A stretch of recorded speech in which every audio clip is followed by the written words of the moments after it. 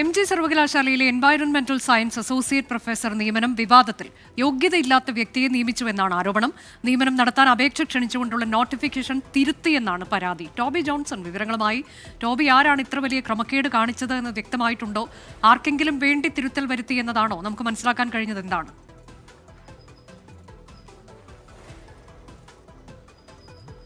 അനുജ, VC-ക്ക് നേരെ അടക്കം ഈ ആരോപണത്തിന്റെ മുനകൾ ചെന്ന് നിൽക്കുന്നു എന്ന് വേണമെങ്കിൽ നമുക്കിപ്പോൾ പറയാൻ സാധിക്കും. അതിനുള്ളൊരു പ്രധാനപ്പെട്ട കാരണം, ഈ എൻവയോൺമെന്റൽ സയൻസിലേക്ക് ഒരു അസോസിയേറ്റ് പ്രൊഫസറെ നിയമിക്കുമ്പോൾ അതിന് കൃത്യമായ മാനദണ്ഡങ്ങളുണ്ട്.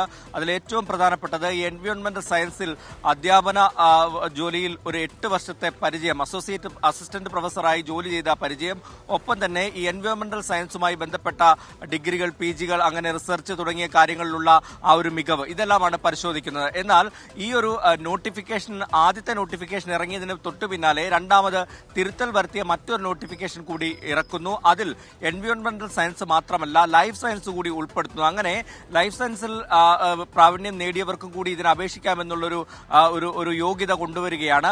അങ്ങനെയാണ് ഈ സിബു എന്ന് പറയുന്ന വ്യക്തി ഇതിലേക്ക് കടന്നു വരുന്നത്. കൃത്യമായിട്ടുള്ള 8 വർഷത്തെ ഒരു എക്സ്പീരിയൻസ് വേണമെന്നുള്ളത് UGC-യുടെ കൂടി മാനദണ്ഡമാണ്. എന്നാൽ ഇദ്ദേഹത്തിന് ഒരു 5 വർഷത്തെ എക്സ്പീരിയൻസേ ഉള്ളൂ. ഒപ്പം തന്നെ ബയോടെക്നോളജിയാണ് പഠിച്ചിരിക്കുന്നത്, അദ്ദേഹത്തിന്റെ യോഗ്യതയായി കാണിച്ചിരിക്കുന്നത്. അപ്പോൾ ഇത്തരത്തിൽ യാതൊരു യോഗ്യതയും, എൻവയോൺമെന്റൽ സയൻസിലെ അസോസിയേറ്റ് പ്രൊഫസർ ആകാനുള്ള യാതൊരു യോഗ്യതയും ഇല്ലാത്ത വ്യക്തിയെ ഇങ്ങനെ തിടുക്കപ്പെട്ട് നിയമിച്ചത് എന്താണെന്നുള്ള ഒരു ചോദ്യമാണ് മറ്റു ഉദ്യോഗാർത്ഥികളെല്ലാം ചോദിക്കുന്നത്.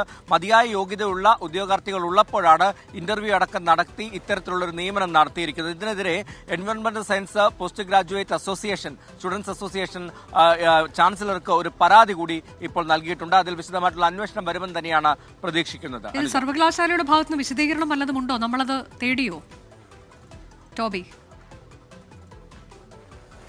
അനുജ, ഇന്നലെ ഈ വാർത്ത ലഭിച്ചപ്പോൾ മുതൽ തന്നെ നമ്മൾ വൈസ് ചാൻസലറെ ഫോണിൽ ബന്ധപ്പെടാൻ ശ്രമിക്കുന്നുണ്ട്. ഇന്നും നമ്മൾ ബന്ധപ്പെട്ടിരുന്നു. പക്ഷേ അദ്ദേഹത്തിന്റെ ഫോൺ സ്വിച്ച് ഓഫ് ആക്കി വെച്ചിരിക്കുകയാണ്. ഈ ബന്ധപ്പെട്ട ഉദ്യോഗാർത്ഥിയെയും ഈ നിയമനം നൽകിയ അധ്യാപകനെയും നമ്മൾ ബന്ധപ്പെടാൻ ശ്രമിച്ചിരുന്നു. പക്ഷേ അദ്ദേഹം ഫോൺ എടുക്കുന്നില്ല. എന്തായാലും ഇത് സംബന്ധിച്ച ഒരു വിശദീകരണം സർവകലാശാലയുടെ ഭാഗത്ത് നിന്ന് ഔദ്യോഗികമായി തന്നെ വരുമെന്നാണ് നമുക്ക് മറ്റ് ചില വൃത്തങ്ങളിൽ നിന്നും അന്വേഷിച്ചപ്പോൾ മനസ്സിലാക്കാൻ സാധിച്ചത്.